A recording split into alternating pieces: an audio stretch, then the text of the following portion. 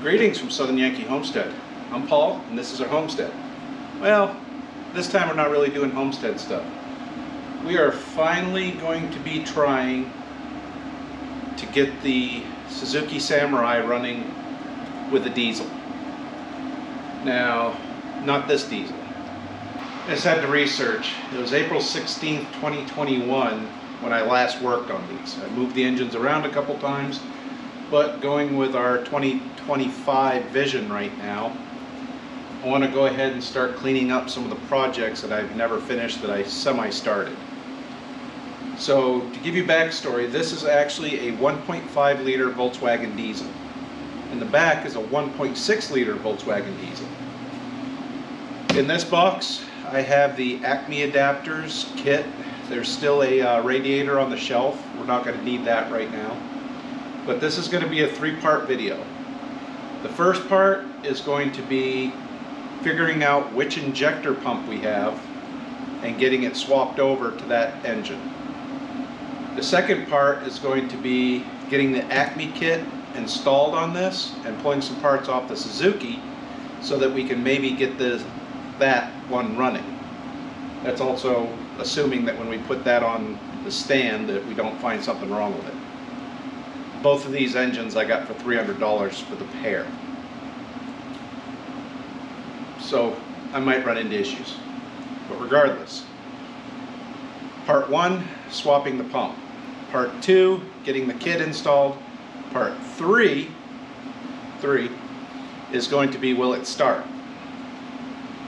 So, well, let's start with trying to find out what this injector pump actually is.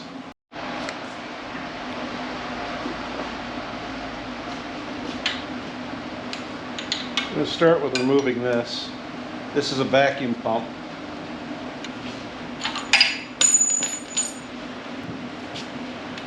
We're doing this because to find out this engine specifically, we need to remove that plug there so that we can find out what the timing is. Because the timing is going to determine, well, ultimately what the pump is. Before we do that, you get the valve cover off. That'll go a little easier.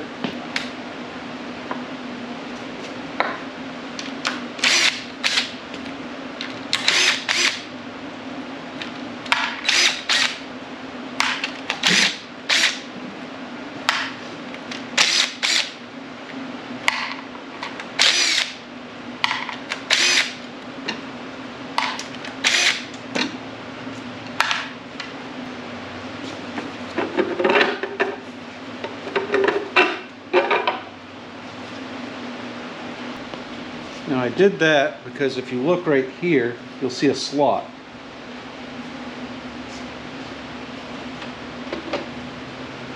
This kit here is from eBay and it is for checking and setting the timing for these motors. And this bracket here, but maybe then again it does. Anyhow, I don't know if we're TDC right now. I'll have to check the cam lobes to find out. I believe we are because cylinder 1, lobe, the exhaust and intake are both in the up position. So we're going to assume for right now that we are TDC on number 1 cylinder. But we're going to go underneath real quick to verify.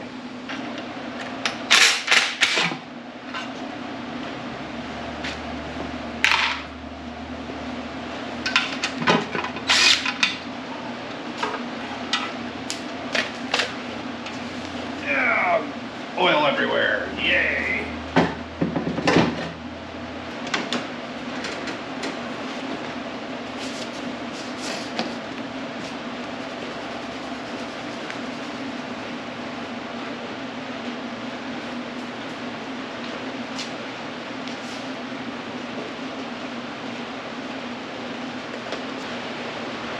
Yeah, looks like TDC.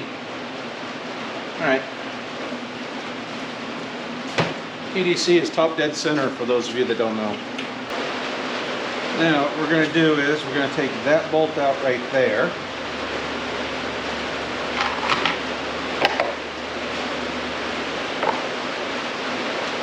See what size that is. So 12 or 10? 12.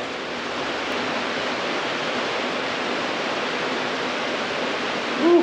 Nasty diesel. I have to fix that. So, in theory, looks like maybe.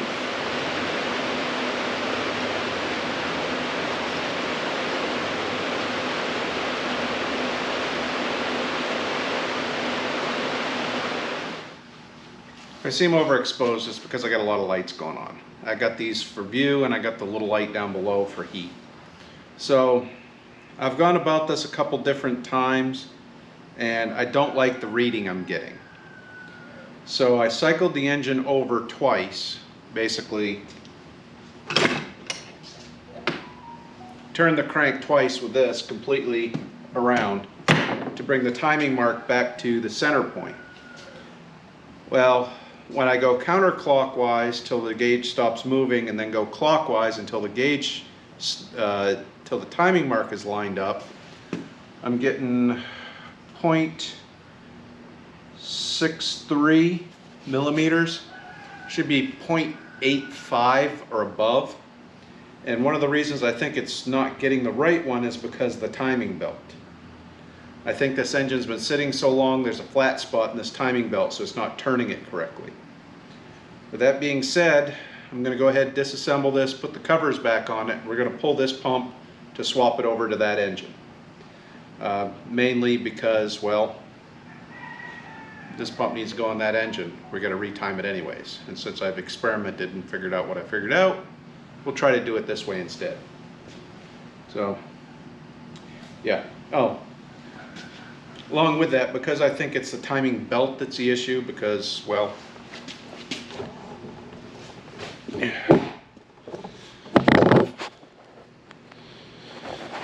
I don't know how well that shows up, but there's like scuff marks here, and the belt itself is got rust and spots on it, and then there's rust on the pulleys themselves.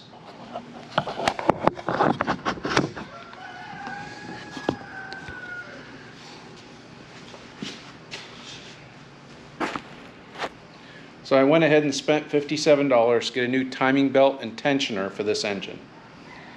Well, that engine. So we're going to work on swapping this over. We're going to start with getting this pump off and these hydraulic lines, because I'm going to swap these hydraulic lines and this pump over to that engine, because I don't know what the inside of those hydraulic lines look like, but these have been sealed up for a while. So we're going to assume these lines are better than those lines right now because they haven't been open to the air. Could be making an ass out of you and me.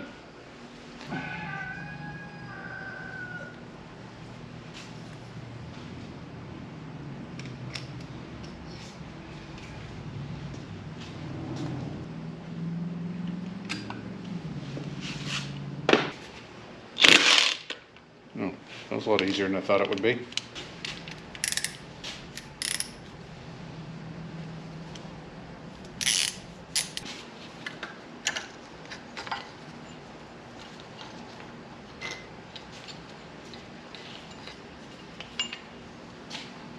Yeah, that belt is clamped out. Alright, so I was able to get the pulley loosened up with heat. What I ended up doing, because this is an injector pump, some people say, use a torch, use a torch.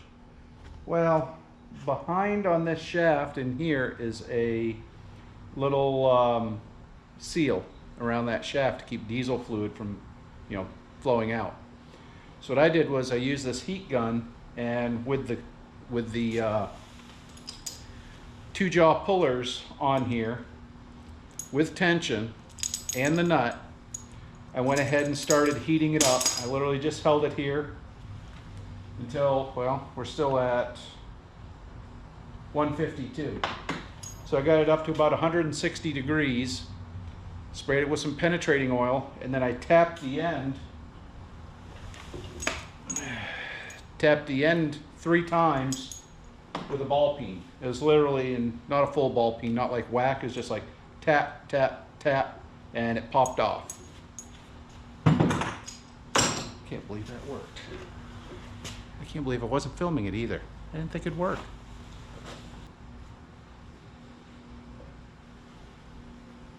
Connected. Well, we need to disassemble that.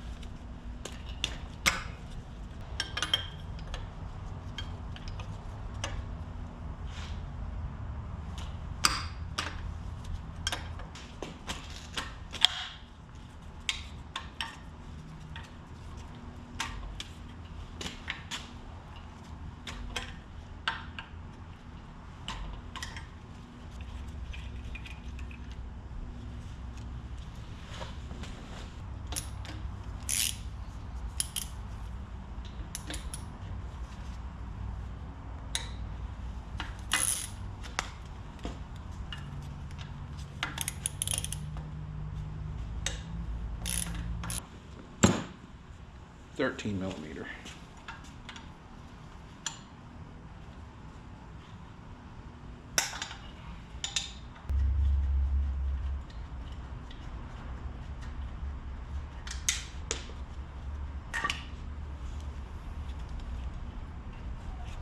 And there's your injector pump and your cold start switch.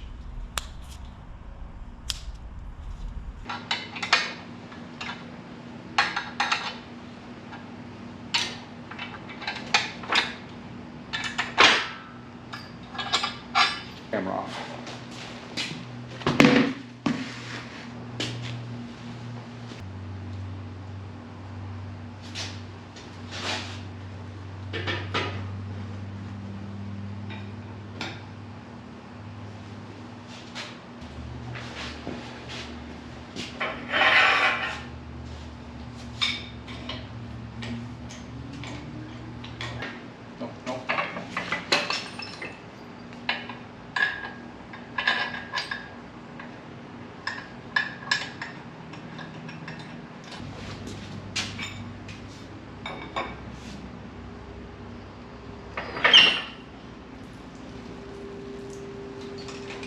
Well, that's a good sign.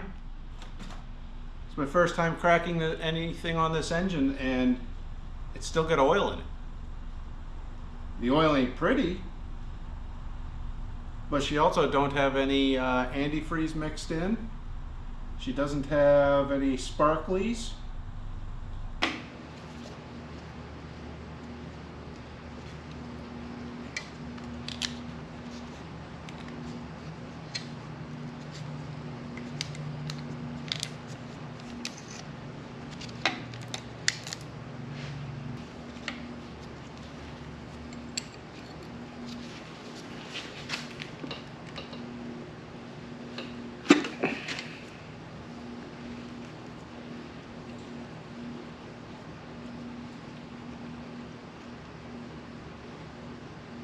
Looks pretty good. Alright, so we got a battery here. Hope it's got enough voltage. If not, I got 4 more over there. Test this. What we're going to do is very simple.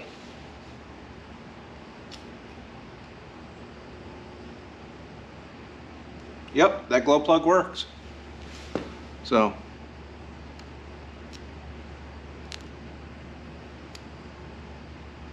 see? So this glow plug is good. Let me go get a set of pliers and check the other 3, see if they're good.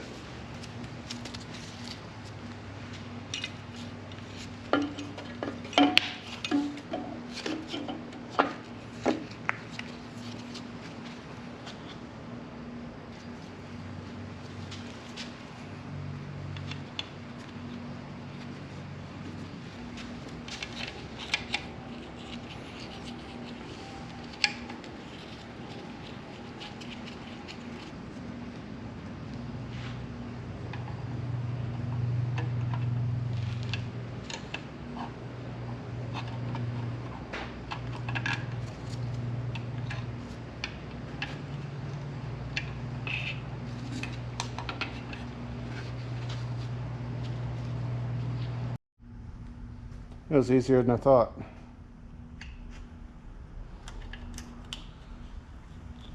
Pulled one of the flange bolts or flange nuts off the other engine.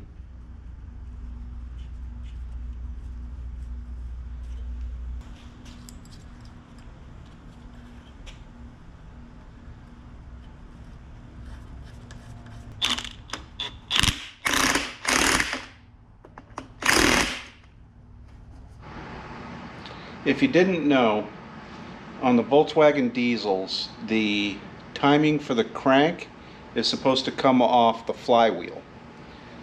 Well, I don't have a flywheel for this one. So there's a mark on the flywheel that indicates that the engine is at TDC, or top dead center. We are not at TDC right now. But I think that's a good sign.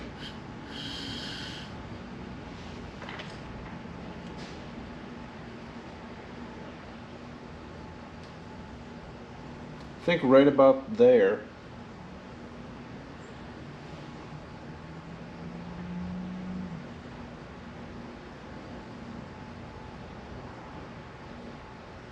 Yeah, I think that is TDC. Now, I did see something else. I don't know if you'll be able to see it, but on this crankshaft pulley, which should be keyed, this is for your timing, there's a dimple right there. I don't know if you can see that or not. Well, this dimple just happens to coincide with this dimple here on this 1.5 that I know is at TDC. And there's like German Volkswagen there's German Volkswagen markings right here. So it's almost like you could line them up and you should be at TDC. Should. Unfortunately, I think we're at the end of what we can do today because, well, I need parts and they're not going to be in until tomorrow afternoon. So I guess we're off to do something else in the meantime. Oh, I'm missing a bolt on the front cover. Oh, that was probably for an alternator or something. Yeah. Anyhow, it's been about a week since I worked on this. Either fortunately or unfortunately, things transpired against getting this done. The baby was sick with the flu. We got a snowstorm. Yeah, hasn't worked out to the best. So we're finally back at it. Oh, we had to get the parts in too. So I got a timing component set, 2520430. This is the timing belt itself, as well as the tensioner. So we're going to go ahead and not do that. Go ahead and get this installed. Let's start by taking the old tensioner off. Doesn't matter which way the pulley goes on. This has a little, this one sticks out this side, this one don't. So we want the side that sticks out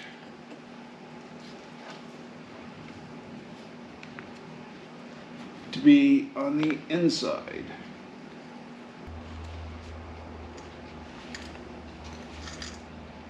My head's in the way, I do apologize. The oil pan's back on it. I right-sided the engine. Haven't put the intake back on yet, but I got the dial gauge on there. And we're going to go ahead and crank this engine over, going clockwise, at least one full cycle.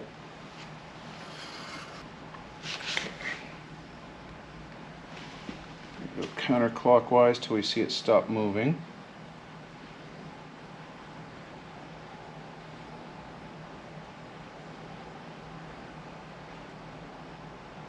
There. Zero it.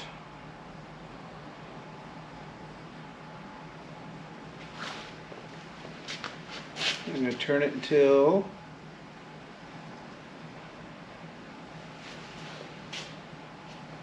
she hasn't moved.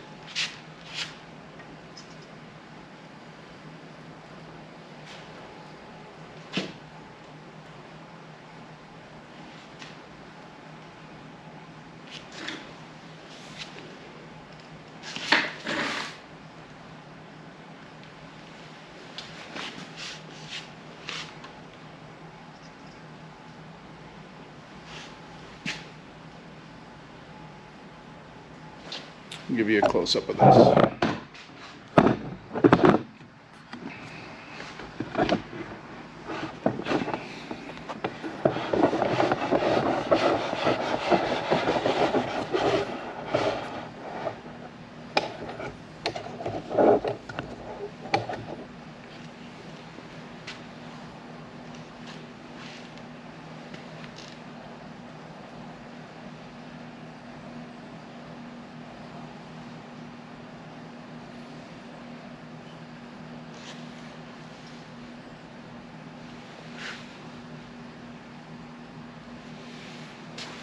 120. Well, that's a little bit too advanced.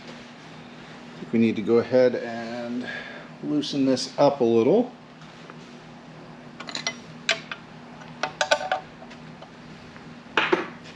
Let's see if we can turn this with those lines still attached. If we can.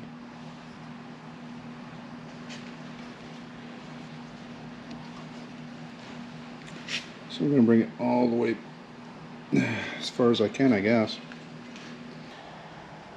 So I fiddled with this back and forth a little. I actually had to loosen up the tensioner because my belt was still not tight completely. I didn't quite get it right.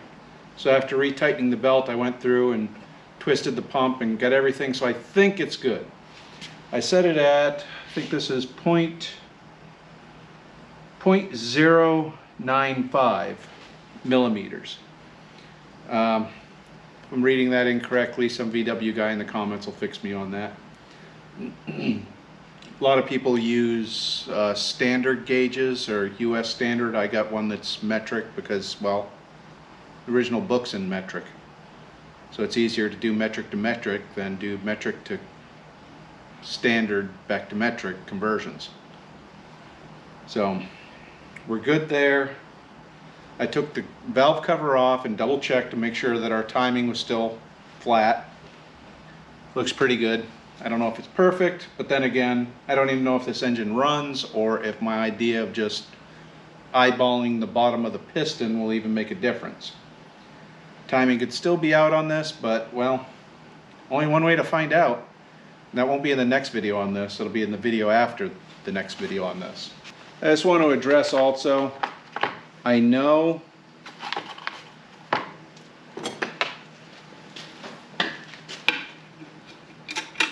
this thing has oil all over it, and I've taken stuff off and haven't replaced gaskets. Well, I'm not going to worry about gaskets and water pump and any seals or the intake or any of that until I know this runs.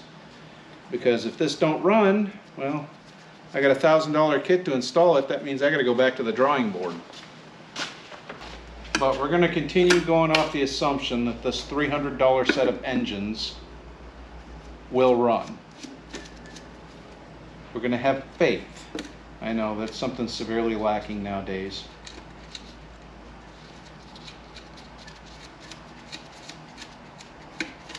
And if someone's wondering why I'm going to be swapping out a 72 horsepower motor for a 50 horsepower motor, my driving style doesn't warrant more horsepower. It's nice to have it every now and then. That's a good way to break stuff.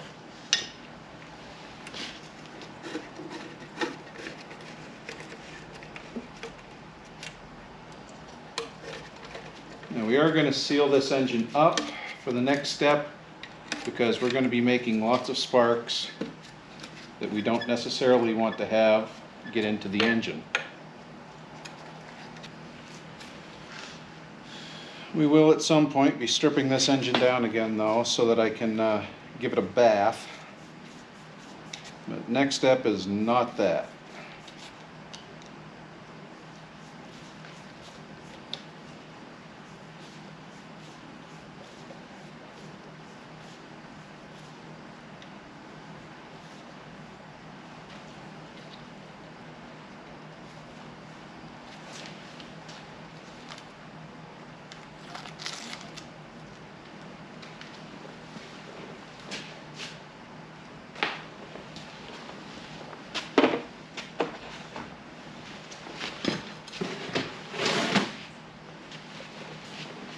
Now we do need to get a new air box for this at some point, or a new intake runner I should say, because this intake runner is not going to work with our setup. But for now, we're going to use this intake runner setup so that in the event this does start and decides to run away, we only have to plug that little hole to choke the engine of air. Still a lot of parts we got to get for this, but we still got to find out if it's going to run. So in the next episode, we're going to be picking and choosing from the Acme adapter kit to get this motor so that we can run it as a standalone. By standalone, basically I want to fire it up sitting on motor mounts on the floor. I want to make sure it runs before I go through the entire hassle of pulling transmissions and everything else out. So next video, putting the Acme adapters on, and then the video after that will be will it start. Part of the will it start will be fuel plumbing, priming, electrical basics, which this is technically a one-wire diesel. You only need one wire to run it. So we'll be dealing with that. Other than that, hope you enjoyed this episode. Hope it was informative. Please like, comment, and subscribe, and we'll see you on the next one. Bye.